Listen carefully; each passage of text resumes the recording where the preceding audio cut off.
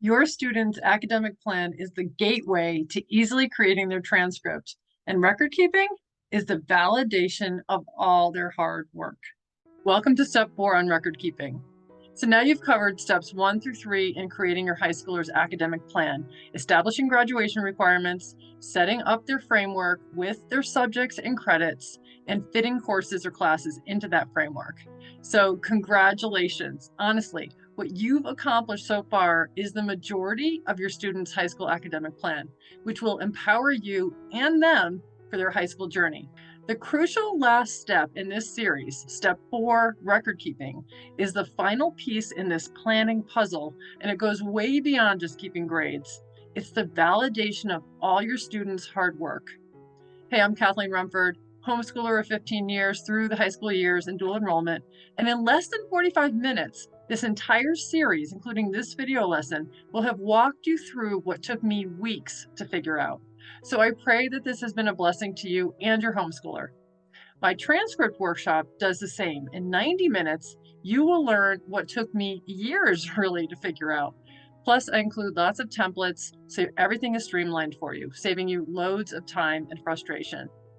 Stay with me to the end, and I'll provide a summary of what that workshop entails, along with a discount code for you to take advantage of for a limited time. So, to finish off the high school planning series, our objective for this step 4 record keeping video lesson is threefold.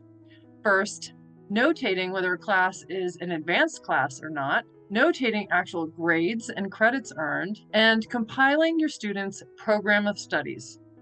These are needed for your students' transcript, their GPA calculations, and as documentation to validate what they've achieved in their high school years. Okay, so our first objective is notating whether your students' classes are standard classes or advanced classes like honors, advanced placement, international baccalaureate, dual enrolled, or CLEP. You'll be updating your high schooler's plan every semester or every year with this information, along with your students' grades.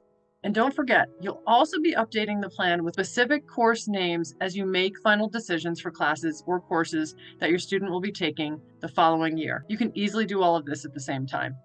So let's revisit our sample students framework spreadsheet file where we left off in step 3. Hopefully at this point, you've finished step 3 and have classes or courses hung onto your students' framework as well. All we're going to be doing here is using the GPA codes to notate any advanced coursework that our sample student is planning to take, is taking, or has already completed. So I'm saying, okay, my child's in 8th grade. I'm setting them up for an English 9 honors course that my friends' kids have taken and loved. So I'm putting honors here. World History 1 honors because my child is taking it with an outside teacher and they've designated it as honors because it's more rigorous, goes into more depth, and requires more from my student. Now, fast forward in time, and I'm able to update my plan with not just specific class names, but with these codes as well. English 10 is going to be American Lit honors with a rigorous outside teacher, and the same for World History 2 honors. And then coming down here to 11th grade, for English 11, they're going to do British Literature honors. And Health and PE, I mentioned that this is going to be a dual enrolled semester course over at the community college. And then the computer science semester-long class is going to be Intro to Computer Science, dual enrolled at the community college, so they can get college credit here in 11th grade and satisfy a full high school elective credit as well. And then finally in 12th grade, English, dual enrolled, calculus, dual enrolled, physics, CLEP, because they took a rigorous high school course on their own, but think they can CLEP out of the college level course. Again, we'll go into more depth on these types of things in my transcript workshop and in my video on earning college credit in high school. For U.S. government, it's going to be an AP class. You can create an AP course through the College Board, collegeboard.com. Then for economics, they're taking it as a standard class, but they could dual enroll for macroeconomics and or microeconomics at the community college if they're up for it and if their math is up for it, which is what my daughter did and she loved it.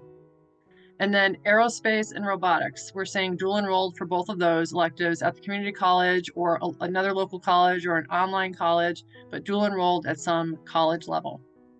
This will be a very rigorous year due to the number of AP, CLEP, and dual enrolled courses. So hopefully this sample student will earn 6 college credits for this one school year if they score high enough on the AP exam and the CLEP test. In my experience, homeschooling my girls, CLEP tests and AP exams are less foolproof than taking and passing similar dual-enrolled courses in terms of earning college credit. In my opinion, if you've got the money for your student to take a course as a dual-enrolled course, rather than trying to score high enough on an AP exam or CLEP test, I would recommend that. Phew, all right, so this flexible framework is giving you a starting point, but also a glimpse ahead. So your eyes and ears are open as your students are going through the year. You might hear things from people, or you're doing some research. You're more open and aware to what's possible for future years. And you can make tweaks and updates to your academic plan and framework all along the way. Okay, so our second objective in this lesson is to review the recording of grades and credits earned, which is critical for the transcript and in calculating GPAs. This is the final piece to the student framework file. We have 2 new column headings for grades and credits, and as your student completes coursework, my recommendation is to record their grades and credits earned in this file. So once they're done with their 8th grade high school level classes, you'll enter their grades, credits, and GPA codes if they have any. And then when they're done with their 9th grade classes, you'll do the same, and so on through 12th grade. And although we included the number of credits in this column, that was for planning purposes. When you record the credits here, these are actual credits earned. Now, a great question I often get is whether you should record a letter grade or a numerical grade. Ultimately, you'll most likely want to record a letter grade. That's the only thing I've seen on transcripts submitted to colleges. But if your student is still in 8th or 9th grade or isn't going to college and you don't need a weighted GPA, then perhaps you just leave the grades as numerical. That's going to be up to you. And I always recommend that you hold on to numerical grades for future reference. I was always a bit wary that a college might ask me how a grade was calculated, so I held on to anything that was used in calculating grades, whether by me or an outside teacher. I didn't worry about any dual-enrolled courses, CLEPs, IBs, or APs, since you'd have documentation from the college or college board or the CLEP organization, which we sent to the college as part of the application. So although you could just put numerical grades in here to start, when you want to calculate GPAs and finish up your transcript, I recommend using letter grades using the grading scale that you've decided upon. So that's really it for grades. Every year or every semester, you'll just update your plan with your students' grades and credits earned, which will ultimately feed nicely into their transcript and GPAs. Now, has this workshop increased your clarity and confidence in creating your students' plan and keeping things up to date throughout the years? I sure hope so. And that brings us to our third and final objective for this lesson, creating and updating your students' program of studies all throughout their high school years. You can easily create this yourself, but if you'd prefer, there is a link in the description to access this full workshop series, student academic framework template, the program of studies template, the reading list template, and the full workshop workbook all in one place, but you can determine what works best for you. So let's take a look at the program of studies template that I'm strongly suggesting that you create in 8th or 9th grade and then keep up to date throughout the high school years. Basically, this will be a compilation of all your students' high school classes with a course description, who the instructor was, what subject requirement they were satisfying, what text they used, how the grades were calculated, etc. Whatever would document each course, not only for your student, but for prospective college admissions to get an understanding of what your student took over their high school years. This program of studies template mirrors the way I set up the academic plan from steps 1 through 3 by grade. But if your student's high school plan is by subject and your transcript will be by subject, I recommend setting up your program of studies by subject. So for our example, Algebra 1 was taken in 8th grade. I used 8A and 8B to designate first and second semesters in 8th grade. They earned 1 high school credit. Similarly, for Spanish 1, I notated the same. And then I go into the 9th grade classes, English 9 honors, Algebra 2, and so on.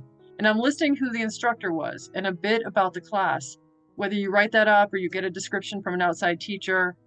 For English classes, I would recommend including literature, novels, poems, short stories, whatever they're reading, because it's really helpful for the college admissions people to see that. They would also want to know what kind of writing the student focused on, etc.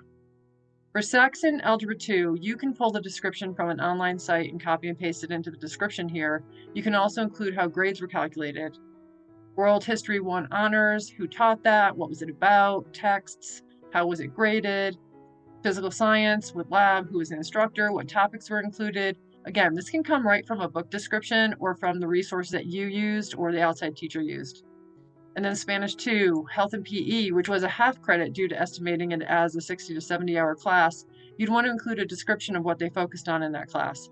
And then the same thing for this art class, Intro to Digital Photography. Again, it was a half credit course that our sample student took, and I'd include a description, list of materials, etc., and grade calculation percentages. And then when your student gets into 10th grade and you know what classes they're taking, you can update their high school plan with their 10th grade list of courses and update their program of studies.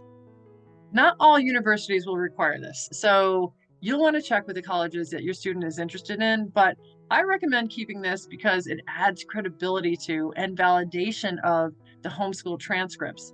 It also encapsulates all your students' high school coursework in one place, which is really a gift for your student to have at some point. All right, so what else do you need?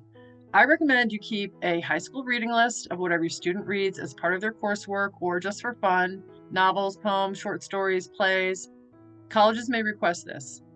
And keep track of extracurricular activities like clubs, employment, sports teams, volunteer work, etc. I go into this more in the transcript workshop, but for now, I would just make sure you're keeping track of all that. Keeping everything we've been talking about in one folder on your computer or Google Drive or OneDrive will allow you to stay organized and easily access your records when it's time to create your student's transcript and documentation for colleges.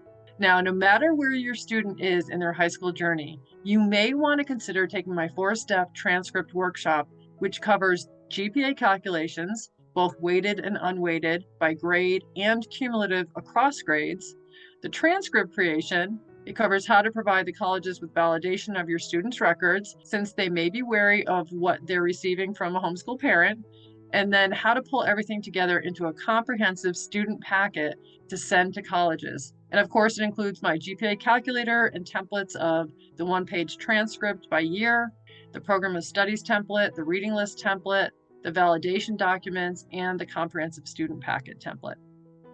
And you won't lose access to this course. So even if your student is in 8th or 9th grade, you can go through the course now to pick up helpful tips and then revisit the course when you're ready to create the transcript. I provided a link and a limited time discount code to the transcript workshop in the description.